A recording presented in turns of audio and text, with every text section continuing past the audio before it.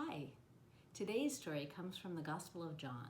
Remember, the Gospels are the 4 books in the New Testament that tell us about what Jesus did when he was here on earth. And this story today comes from the 14th chapter of the Gospel of John. And in it, Jesus, because we have our action Jesus here to help us, Jesus was saying goodbye to his friends.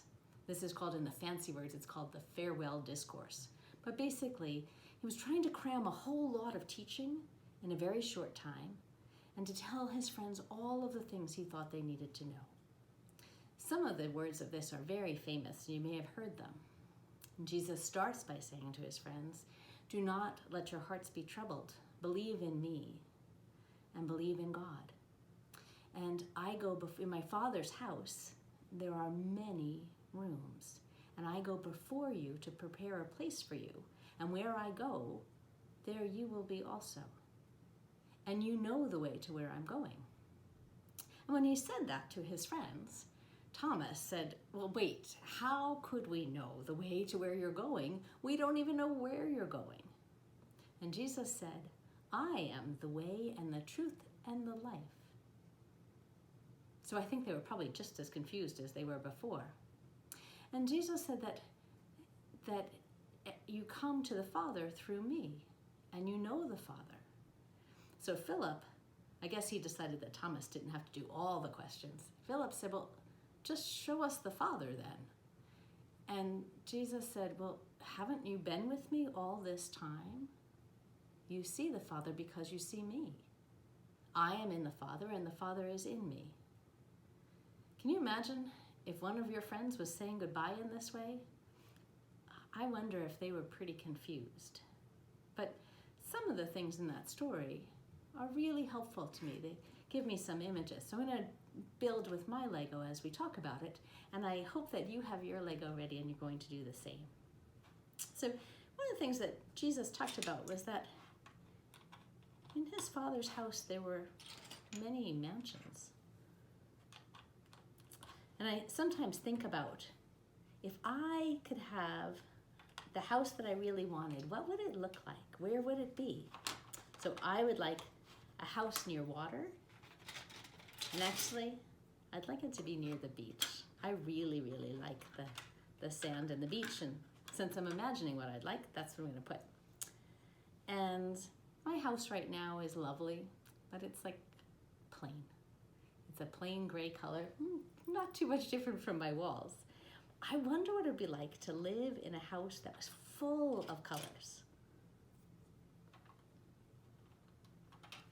I'm going to try to build one with my Lego. I wonder if Jesus was getting a place ready for me, what it might look like. I wonder if it would have a lot of colors. I think I'm going to make my house with a whole big open spot so people could come in easily, because I like to have people over. Right now, in this time of COVID, I'm missing having a lot of people over. I don't know about you. And so in this house, I'd have lots of room. Can you tell that I don't usually play with Lego? I bet some of you are making some really cool houses. But the house that I made is by the beach. I opened it the wrong way. I'm going to turn it. And it has colors and big space for people to come in. And it's not very tall. But that's okay, neither am I. And I'm going to give it a turret, like a little round room, because I think it would be cool to be up in a spot and be reading and looking out over the water. So that's kind of what I'm thinking for my house. But I kind of think that maybe Jesus wasn't talking about actual houses. I don't know. But I wonder if he was talking about there being room for everybody, that there was a space, and that he was preparing a space for me that would just fit me. And I think about when people come over to my house, and I like to get the guest room ready and make sure maybe there's some books that they would like, or there's a light to make sure that if they wanted to read at night, they could, or plug in their phone to charge. And I wonder what it would be like if Jesus was preparing the place? Action Jesus can't really tell me, so I wonder what you would think about. I wonder what would be important. Wonder what would make you feel that you really belonged, that it was prepared especially for you. Wonder what that would be. And in this discourse, in addition to building houses, so I encourage you, if you like building houses, to build really cool ones. Mine is a little bit sad, actually. I gotta take it down. But Jesus talked about being the way. And the early followers of Jesus were called the followers of the way. So they were following what he was teaching. And I wonder what it would look like to make a way. I wonder if sometimes there'd be green grass along the way, and sometimes sand, and maybe some dirt. And then maybe, I don't even know what that is, and some roads, and then maybe some more grass.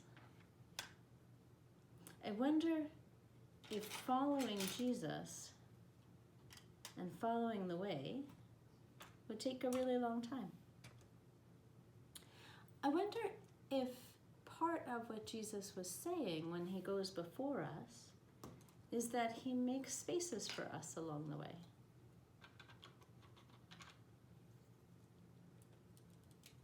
I wonder, do it this way, if we would be invited into other people's spaces along the way.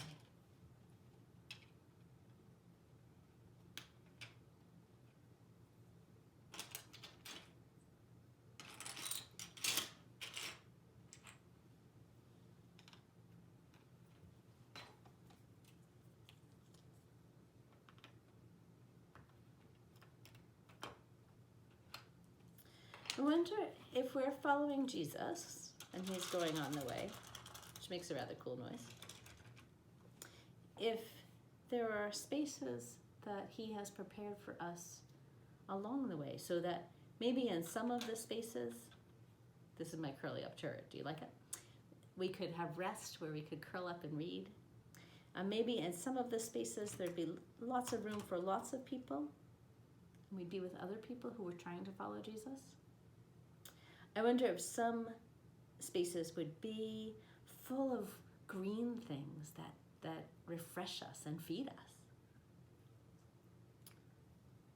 I wonder if we follow Jesus, do we go to all different kinds of places?